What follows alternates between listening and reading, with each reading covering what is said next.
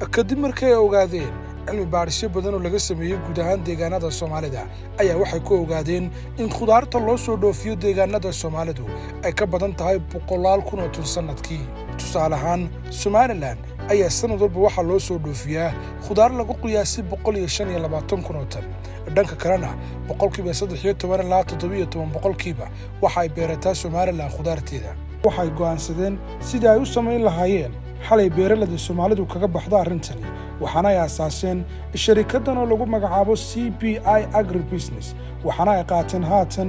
go'aan adag kaasi oo ah inay ka tagaan shaqooyinkoodii si ay uga midhaliyaan hamigooda. shirkaddan ay asaaseen kooxdan dhalinyarada ah ayaa mid kala talinaysa dadka beeraleyda ah sidii ay horumarin lahaayeen beertooda agabka ay u baahan yihiin iyo deegaanka ku habboon waxa ay beerayaan. haddaba waxaanu haatan ka soo fogaanay masaafo gaadhaysa 42 kiiloomitir magaalada Hargeysa waxaana soo gaadhnay mid ka mid ah beeraha ay hirgeliyeen shirkadda ay asaaseen kooxdan dhalinyarada ah ee CPI kaasi oo laga hirgeliyey nidaamka waraabka casriga ah ee beeraha waxaana uu leeyahay nidaamkani faa'iidooyinkan. waraabka casriga ah haddaan sii yareeyno waraabka casriga waxa weeyaan in biyaha la tashiilo lambar 1 waxa kale oo faa'iido badan ka leeyahay in beertu wax xarama ay yeelan oo beertii si nadiif ah u baxdo. waxa kale oo faa'iido badan u leeyahay in la bilaabo wax soo saarka. example oo kale haddii geedka 10 kiilo ka goysay ka jiraysay markaad open field caadi ah aad ku beerto without irrigation imika waraabka casriga wuxuu ku saamaxayaa in geedku miro badan keeno miro nadiif ah miro intii hore ka quality fiican iyo miisaankooda intii hore ka farabataba. marka waraabka casriga ah meelo badan oo wadankan ku filinay kana waa mid ka mid ah mashaariicda ay company-ga CPI ay wadanka fuliyeen.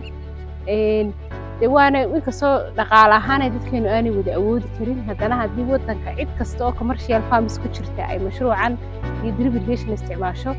wuxuu faa'iido badan u keenayaa in uu la bilaabo mar walba wax soo saarkaaga sanadlaha ahaa ee beertaada aad ugu talagashay. haatan waxaanu soo gaadhnay sidoo kale beer kale oo laga hirgelinayo nidaamka greenhouse-ka ee beerashada casriga ah waxaana ka mid ah faa'iidooyinkiisa. marka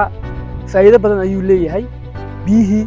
iyo maaragtay evaporation-ka dhirta ku dhici lahayd ayuu yaraynayaa soo marka qorraxdan iyo waxaas oo dhan dhirtii insect badan ama cudurro badan oo dhirtii markay banaanka ay taalo ay ku dhici lahaa ayaa maaragtay greenhouse maaragtay faa'iido uu leeyahay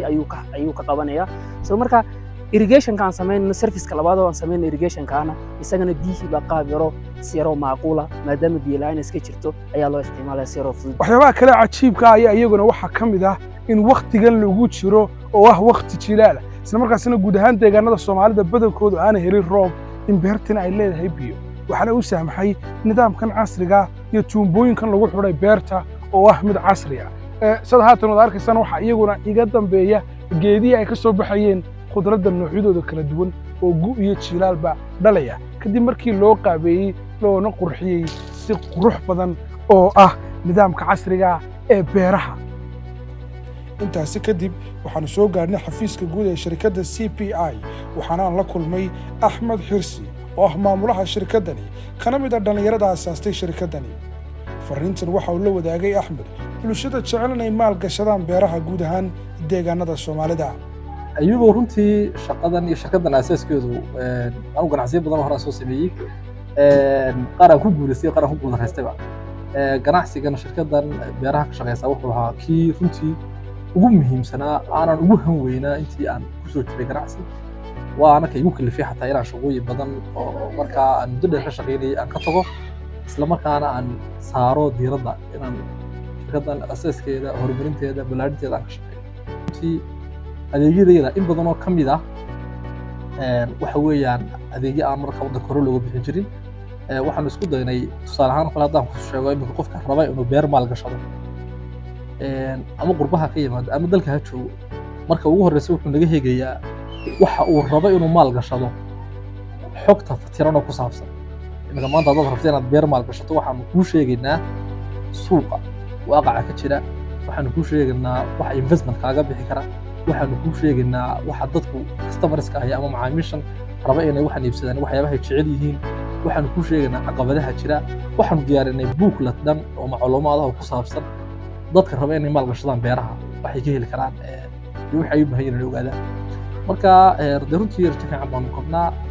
ugu dambeynna axmed ayaa fariintan u diray dhallinyarada laba arrin baan u diray mar waa dadkii shaqaynayay ee beeraha ka shaqaynayay ee wax soo saarka iyagu aasaaska u ahaa caqabadda runtii weyn ee somalilan aanu ku aragnay iyo soomaalida kaleba iyo xataa waddamo kale oo jaarkeenna ahba waxa weeyaan dadka beeraha ka shaqaynaya hadday tahay tamartooda aqoontooda farsamadooda caqabadaha ugu waaweyn ee beeraleyda haysta dad kasta soo waraysato oo beer aasaastay ama ganacsiga ku jirta waxay ka cabanayaan waa shaqaale dhalinyarta waxaa looga baahan yahay dhalinyarta especially baratay aqoonta beeraha in ay beerihii aaminaan oo ka shaqeeyaan shirkaddan ay aasaaseen kooxdan dhallinyarada ah ee ka shaqaysa nidaamka beerashada casriga ah ee CPI ayaa haatan waxay shaqo abuur u samaysay dhallinyar gaadhaya 20 qof waxaana ay haatan ka hirgeliyeen nidaamka casriga ah ee beeraha deegaano ka mid ah guud ahaan Soomaalida sidoo kale waxay tababaro kala duwan u sameeyaan maalgashadayaasha beeraha iyo beeraleyda labadaba waxaana hamigoodu yahay sida ay kor ugu qaadi lahaayeen una badin lahaayeen xaddiga beeraleyda dalka